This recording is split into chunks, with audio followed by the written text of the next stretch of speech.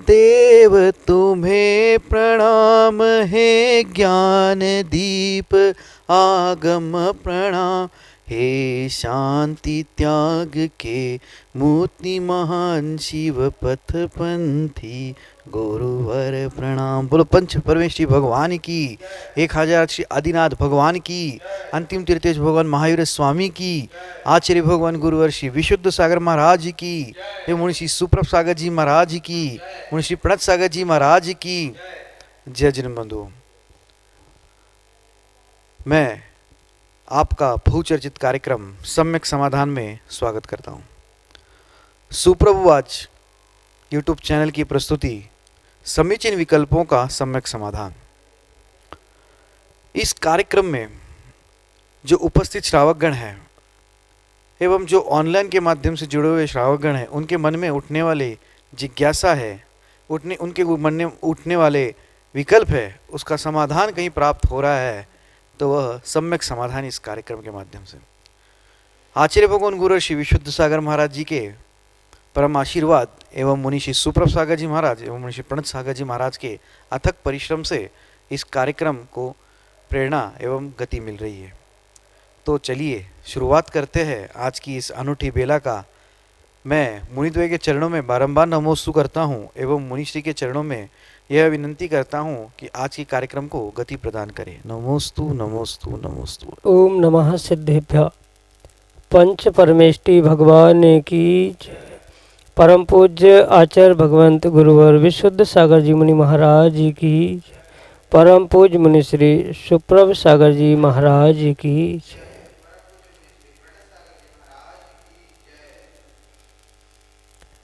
संसार में दुख का कारण मात्र और मात्र हमारे अंदर की संक्लिष्टता है और उस संक्लिष्टता को यदि दूर करना है तो उसका एकमात्र कारण है अपने मन में उठने वाले संकल्प विकल्पों को दूर करना। लेकिन वह संकल्प विकल्प दूर होंगे कैसे? क्योंकि संकल्प विकल्प दूर करने का एकमात्र माध्यम है, वह है निर्ग्रंथ गुरु। और निर्ग्रंथ गुरु के माध्यम से जब हमारे मन में उठने वाले उन समीचीन विकल्पों का सम्यक समाधान प्राप्त होता है, तभी हमारे अंतरंग की संक्लिष्टता दूर हो सकती है और हम उस सुख को प्राप्त कर सकते हैं। परम पूज्य आचार्य भगवंत गुरुवर विशुद्ध सागर जी महाराज के मंगल सुभाषित से हमें एक ऐसा सम्यक उपाय प्राप्त हुआ जिसके माध्यम से हम अपने मन में उठने वाले उन समीचीन विकल्पों का सम्यक समाधान प्राप्त कर सकते हैं। परम पूज्य मुनि श्री सुप्रभ सागर जी महाराज के मुखारविंद से उठने वाले अपने मन में जो समीचीन विकल्प हैं, उन समीचीन विकल्पों का सम्यक समाधान प्राप्त करें और इस समीचीन विकल्पों के सम्यक समाधान में देश देशांतर से अनेकानेक समीचीन विकल्प हमें यहाँ प्रतिदिन प्राप्त हो रहे हैं और परम पूज्य मुनि श्री सुप्रभ सागर जी महाराज उनका आगमोक्त विधि से हम सबको सम्यक समाधान प्रदान कर रहे हैं। प्रारंभ करते हैं आज का सम्यक समाधान। और आज का पहला विकल्प पूनम जैन जबलपुर मध्य प्रदेश से मुनि श्री के चरणों में बारंबार नमोस्तु निवेदित करते हुए कह रहे हैं कि महाराज जी, अगरबत्ती जलाने से जो धुआं पैदा होता है उसकी खुशबू लोगों की भावनाओं को बढ़ाती है और उन्हें सकारात्मकता और अच्छी जीवंतता प्रदान करके उनके विचारों को शुद्ध करती है। ऐसा माना जाता है कि यह खुशबू नकारात्मकता को दूर भगाती है और अन्य संप्रदायों में उनके अनुष्ठानों में अक्सर इस्तेमाल की जाने वाली वस्तु है। इस सुखदायक सुगंधित घड़ियों के उपयोग के बिना वैष्णव संप्रदाय आदि में कोई भी प्रार्थना सत्र ठीक रूप से पूरा नहीं होता और हम सभी अगरबत्ती की दिव्य सुगंध से परिचित हैं। तो मेरा समीचीन प्रश्न यह है कि जैन धर्म में अगरबत्ती जलाना निषेध क्यों है? अगर हम अपने घर में पॉजिटिव वातावरण के लिए अगरबत्ती जलाते हैं तो इसमें क्या दोष है? हमारे समीचीन विकल्प का सम्यक समाधान करने की अनुकंपा करें। नमोस्तु महाराज जी, नमोस्तु। ओम नमः सिद्धम। परम पूज्य आचार्य भगवान गुरुवर विशुद्ध सागर जी महाराज की।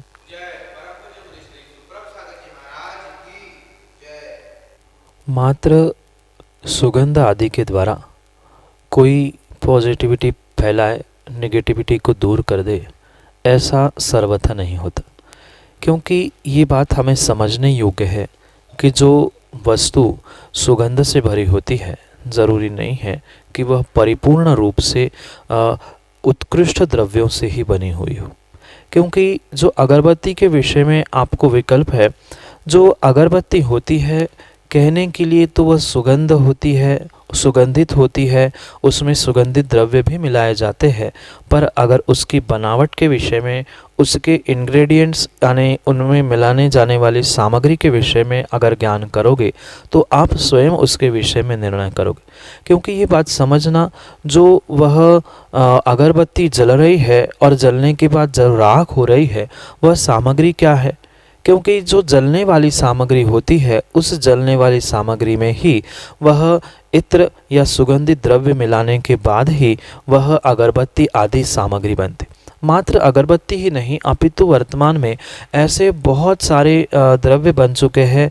धूप बत्ती, अगरबत्ती, ऐसी बहुत सारी सामग्री बनी है। उसकी शुद्धता के विषय में, उनकी सामग्री की शुद्धता समझना बहुत आवश्यक है। क्योंकि ऐसा मैंने पढ़ा और देखा है, साक्षात वह कुछ अगरबत्ती और कुछ धूप बत्तियाँ ऐसी हुई देखी जाती है जिनको बनाने के लिए मिट्टी के साथ साथ गोबर का प्रयोग किया जाता। क्योंकि वह परिपूर्ण रूप से मिट्टी नहीं जलती और उस लकड़ी आदि के निमित्त से जो गोबर और मिट्टी का लेप करके, जिसमें वह सुगंधित द्रव्य इत्र आदि डालकर वह अगरबत्ती धूप बत्ती बनाई जाती है, परिपूर्ण रूप से उसमें गोबर अगर मिली है तो वह किंचित भी किसी भी प्रकार से शुभ कार्यों के लिए या किसी पॉजिटिविटी उत्पन्न करने के लिए आदि आदि उपयोग में लाना किंचित भी योग्य नहीं है। भले ही कोई कहते रहे कि सुगंध के कारण से पॉजिटिविटी आ रही है, पर आप स्वयं समझो, अगर गोबर में इत्र मिलाकर अगर गोबर को जला रहे हैं तो क्या गोबर से पॉजिटिविटी आएगी या नेगेटिविटी ही आएगी? हम स्वयं उसके लिए विचार करें।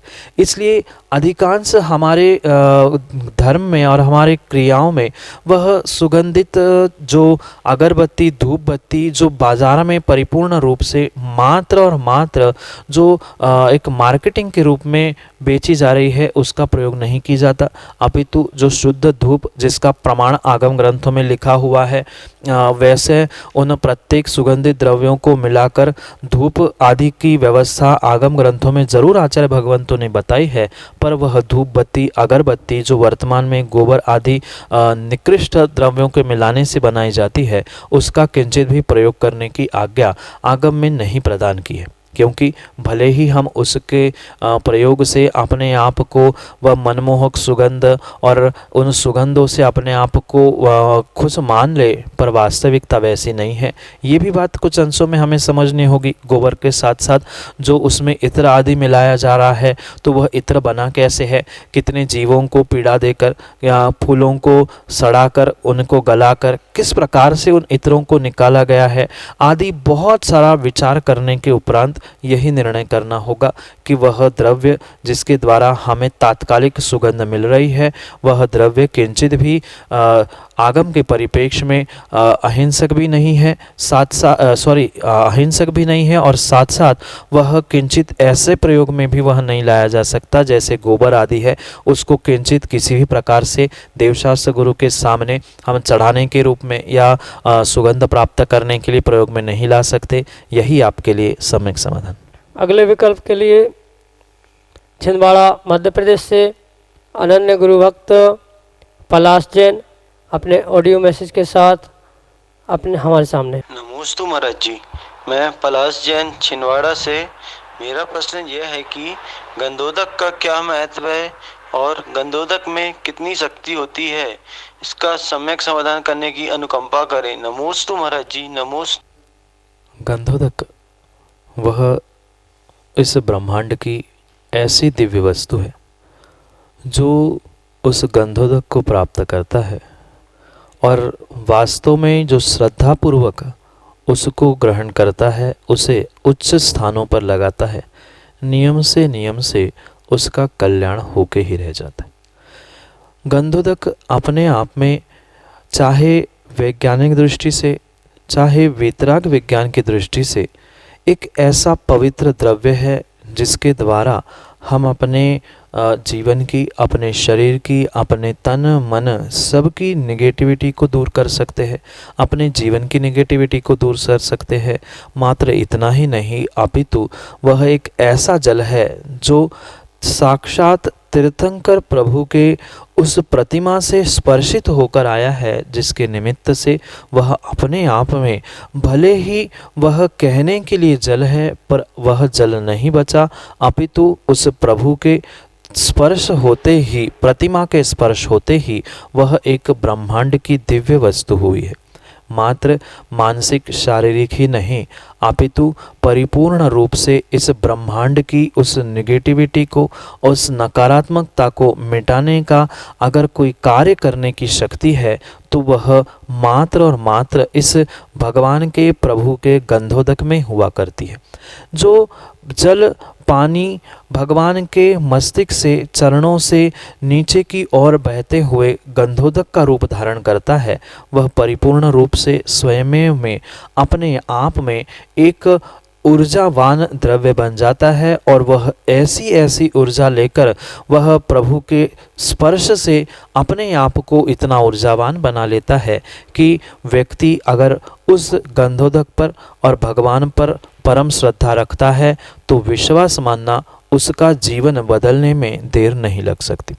इसलिए वह एक अगर हम वैज्ञानिक या वेतराग विज्ञान की दृष्टि से उसे समझे, पहली बात तो विज्ञान की भी दृष्टि से हम समझे तो जो वह धातु की प्रतिमा या पाषाण की प्रतिमा है जिसके द्वारा मंत्रों के द्वारा स्थापना की है, जिसे हम भगवान मान रहे हैं, वह मंत्र जैसे ही उस पर जल पड़ता है, वह जल के निमित्त से वह जो ऊर्जा मंत्रों के द्वारा उस प्रतिमा में भरी गई थी, वह ऊर्जा उस जल के द्वारा उस गंधोदक में या अभिषेक के द्वारा जो जल गंधोदक के रूप में परिवर्तित होता है, उसमें वह ऊर्जा परिपूर्ण रूप से प्राप्त हो जाती है। साथ साथ जो जीव की श्रद्धा उस द्रव्य के प्रति यानी गंधोदक के प्रति, भगवान के प्रति होती है, उस श्रद्धा के निमित्त से भी और उस गंधोदक के निमित्त से भी जीव के भीतर के हार्मोन्स इस प्रकार से बदल जाते हैं कि उसके शरीर, मानसिक जितने भी प्रकार के रोग थे वह स्वयं ही नष्ट हो जाते। मात्र वर्तमान में ही नहीं अपितु भूत में भी कई सारे ऐसे दृष्टांत आपने सुने होंगे, पढ़े होंगे, जिसके द्वारा मात्र गंधोदक की उस महती कृपा से और गंधोदक के प्रयोग से ही वह कई सारे बेहोश हुए या मृत होने वाले जीवों को भी उन श्रद्धावान, विवेकवान और क्रियावान श्रावकों ने उस गंधोदक के द्वारा उन्हें पुनर्जीवित करने का प्रयास किया। जैसे धनंजय कवि के विषय में आपने कथानक सुना होगा, उसके बालक को बिल्कुल जो बेहोशी में और मरने की ही कगार में था, उसको वह गंधोदक के द्वारा जीवित कर दिया गया। ऐसे अनेकानेक दृष्टांत आगम ग्रंथों में प्राप्त होते हैं। इसलिए मैं तो कहता हूँ ये गंधोदक इस ब्रह्मांड का ऐसे सर्वोत्कृष्ट द्रव्य है जिसके द्वारा हम अपने प्रत्येक बीमारी का निवारण कर सकते हैं। पर आवश्यकता मात्र गंधोदक की नहीं है, आवश्यकता उस गंधोदक के साथ साथ व्यक्ति की असीम असीम असीम श्रद्धा और समर्पण की है। जब तक श्रद्धा समर्पण नहीं है तब तक वह गंधोदक किंचित भी उसके लिए उन्नति का मार्ग दिखाने वाला नहीं हो सकता। एक कथानक आपने शायद सुना हो, नहीं सुना हो, गोमटेश बाहुबली भगवान के विषय में, वहाँ के कुछ राजा के विषय में एक कथानक आता है। संक्षेप में आपसे कहना चाहता हूँ, वह राजा प्रतिदिन पहुँचकर उस गोमटेश भगवान के गंधोदक को लेता था, ग्रहण करता था और वह वहाँ की प्रथा के अनुसार वह राजा उस गंधोदक को हाथ में लेता था और माथे पर ना लगाते हुए वो उसे ग्रहण कर जाता था, यानी पेट में ले जाता था। और उस राजा का जो शत्रु था उसे जैसे ही पता चला कि रोज राजा यहाँ आकर गंधोदक पीता है, तो उस विपक्ष राजा ने यानी शत्रु राजा ने उस पुजारी को पैसे दे के खरीद लिया और उस गंधोदक में जहर मिला दिया। पर श्रद्धा की और गंधोदक की कितनी अचिंत महिमा होती है। दूसरे दिन जैसे ही पुजारी गंधोदक देने को हुआ, उसके हाथ कांपने लगे। राजा ने पूछा, क्या हुआ, क्यों तुम्हारे आज हाथ कांप रहे, रोज तो तू गंधोदक देता है। जैसे ही परम सत्य बात उसके पेट में नहीं रही, उसने बात जैसे ही उससे कहा, इसलिए मैं देने के लिए घबरा रहा हूँ। वह राजा ने कहा, तुम डरो मत, मुझे भगवान पर, भगवान के गंधोदक पर और अपने आप पर श्रद्धा है, मुझे कुछ नहीं होगा। उसने वह जहर मिलाया हुआ गंधोदक पी भी लिया, पर उसे कुछ भी नहीं हुआ। यह गंधोदक की और उसकी श्रद्धा की महिमा है।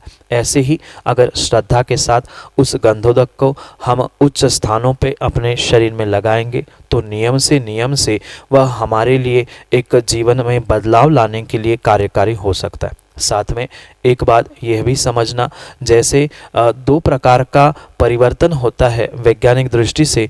वह पानी भले ही पानी रहता है, उसमें परिवर्तन केमिकल रूप से परिवर्तन नहीं हुआ, रासायनात्मक कोई परिवर्तन नहीं हुआ। जो H2O था वह H2O ही था, उसका फॉर्मूला नहीं बदला। पर विज्ञान इसे भी मानता है, जो वितराग विज्ञान कहता है, वह मात्र जल होने पर भी उसका रसायन रूप परिवर्तन नहीं हुआ, पर उसका गुणात्मक परिवर्तन प्रति समय होता है।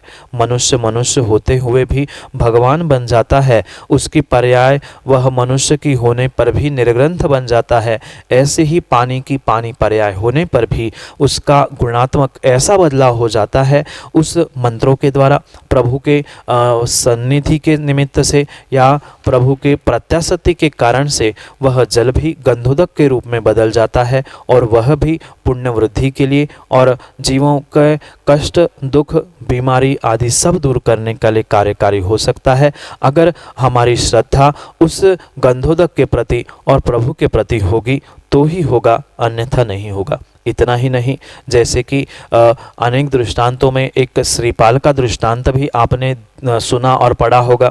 मैना सुंदरी ने मात्र और मात्र भगवान की 8 दिन आराधना की, और उस भगवान की आराधना सिद्ध चक्र विधान के साथ जो भगवान का गंधोदक था, उस गंधोदक के द्वारा ही उसने अपने उस श्रीपाल यानी पति का कुष्ठ दूर किया था। फिर उस गंधोदक से अगर श्रीपाल का और 700 कोड़ियों का कुष्ठ दूर हो सकता है, तो नियम से हम भी श्रद्धा के साथ प्रभु का गंधोदक धारण करेंगे तो मात्र वैज्ञानिक नहीं, अपितु वितरक विज्ञान के द्वारा, श्रद्धा के द्वारा नियम से हम जीवन में आमूलाग्र बदल ला सकते हैं। पर आवश्यकता वह गंधोदक के रासायनिक चेंज के साथ मात्र नहीं है, अपितु उसके गुणात्मक बदलाव के साथ हमारी श्रद्धा का बदलाव भी आवश्यक है। वह जल जैसे प्रभु की सन्निधि से गंधोदक बन गया था, ऐसे ही अगर वेरी हमारी श्रद्धा देवशास्त्र गुरु पर और उस गंधोदक पर होगी, हमारे भीतर के हार्मोन्स बदलेंगे और नियम से हमारा शारीरिक, मानसिक और बाहर के सभी बीमारियां सब कुछ ठीक होने की संभावना है। इसलिए ये गंधोदक इस ब्रह्मांड का प्रभु के प्रत्याशक्ति के निमित्त से नजदीक के कारण से सर्वोत्कृष्ट दिव्य वस्तु है। शायद वह वर्तमान में, मैं तो कह दूं, अगर वर्तमान में कहीं अमृत की हम संकल्पना करें तो वह अमृत से कम नहीं होगा। यह आपके लिए सम्यक समाधान। मीना जैन गंगवाल, चिंचवड़, पुणे, महाराष्ट्र से अगले समीचीन विकल्प के लिए ऑडियो मैसेज के साथ हमारे सामने। मेरा नाम मीना गंगवाल है, मैं चिंचवड़ पुणे से बोल रही हूँ। महाराज जी, कोटि कोटि च नमस्तु नमस्तु नमस्तु। मेरा प्रश्न यह है कि हम जीवन को सत्यम शिवम सुंदरम कैसे बनाएं? व्यक्ति चाहे तो अपने जीवन को वास्तव में सत्यम शिवम सुंदरम रूप बना सकता है, या वह अपने जीवन को परिपूर्ण रूप से बर्बाद भी कह सकता है। अगर व्यक्ति को अपने जीवन को बेहतर बनाना है तो नियम से उसे अपने सोच को, अपने विचारों को और अपनी परिणति परिणामों को बेहतर बनाना होगा। और ये तो पक्का है, दोनों में से एक काम पक्के में होगा। हम अपने जीवन को बेहतर बना सकते हैं या अपने आप को बेहतर बना सकते हैं। हम बेहद मेहनत करके अपने जीवन को बेहतर बना सकते हैं, या आलसी उदास होते होते बेहतर भी बन सकते। इसलिए जिसने इस सत्य को समझा है कि जो कुछ भी है यह परिपूर्ण रूप से मेरे स्वयं के भीतर ही है, या मैं अगर सोच लूँ, मैं अगर निर्णय कर लूँ तो ब्रह्मांड की कोई ऐसी वस्तु नहीं है जिस वस्तु को, जिस स्थान को, जिस क्रिया को मैं नहीं कर सकता। पर आवश्यकता सबसे पहले जो ये ब्रह्मांड का सत्य है, उस सत्य को स्वीकारने की या सत्य को पहचानने की है। जब तक वह सत्य पहचान में नहीं आएगा कि इस ब्रह्मांड में अगर कोई सत्य है तो एक में मेरी आत्मा और मैं स्वयं हूँ, अन्य इस ब्रह्मांड में कोई भी सत्य नहीं है।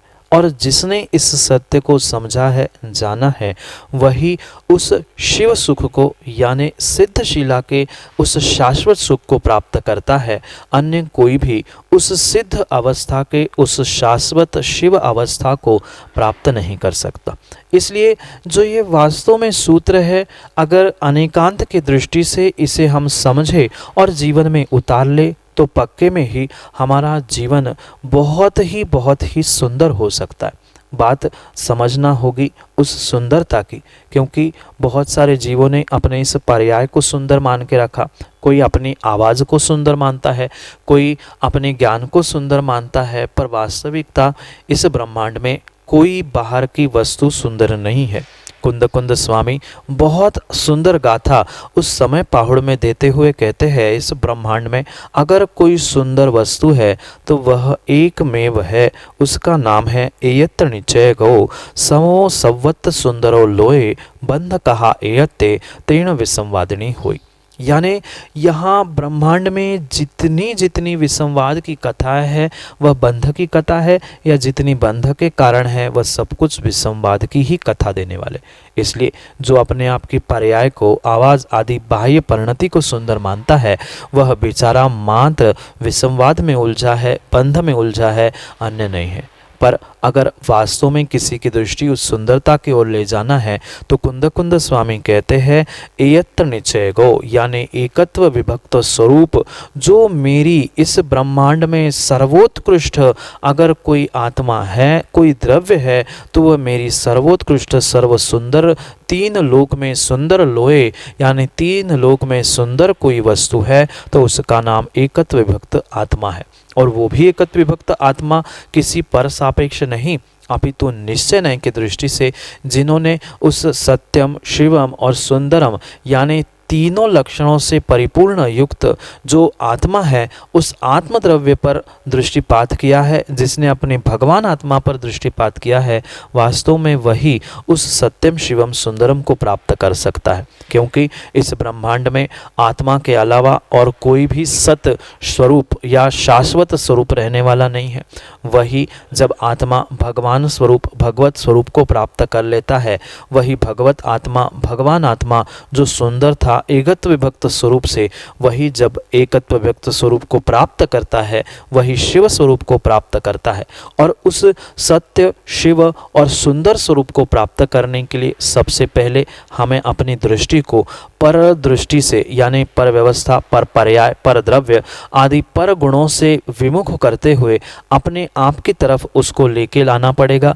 तभी वह हम सत्य को, शिव को और सुंदर को प्राप्त कर सकते हैं, अन्य किसी भी प्रकार से नहीं कर सकते। मात्र सत्यम शिवम सुंदरम का जाप करने से काम नहीं होगा, अपितु वास्तविकता में जो इस तीन लोक में सुंदर, सबसे सुंदर वस्तु कोई, वह जो अविभक्त विभक्त एकत्व आत्मा है, उसे पहचान कर उस पर दृष्टिपात करने के साथ साथ जो शिव सुख को देने वाली, सत्यम और शिव स्वरूप को देने वाली ऐसी सत्य आत्मा पर जिसकी दृष्टि है, वास्तव में वही जीवन में बदलाव ला सकता है। और उसको प्राप्त करने के लिए जीवन में पहले दृष्टि में सत्य समझना होगा, फिर जो हमारा चिंतन मनन या हमारी जो क्रिया चल रही है, प्रत्येक क्रिया में, चिंतन मनन में, परिणाम परिणति में हमें उस शिव सुख की आस प्यास होना आवश्यक है।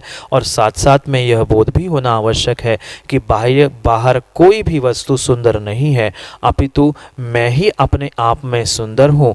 अहंकार के लिए नहीं, ना किसी प्रकार के मद मान कषाय की पुष्टि के लिए, अपितु वह परिपूर्ण रूप से सभी कषायों को छोड़ते हुए जो मेरा वास्तविक एकत्व विभक्त स्वरूप है, वही सुंदर है, वही शिव है और वही सत्य है। इसको को जानने के साथ साथ ही हम उस सत्यम शिवम सुंदर रूप अपने जीवन को बना सकते हैं, अन्य किसी भी प्रकार से नहीं बना सकते।